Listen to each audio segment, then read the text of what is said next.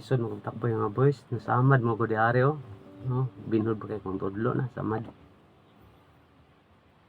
Lisod kay pagtapoy magsalapat man.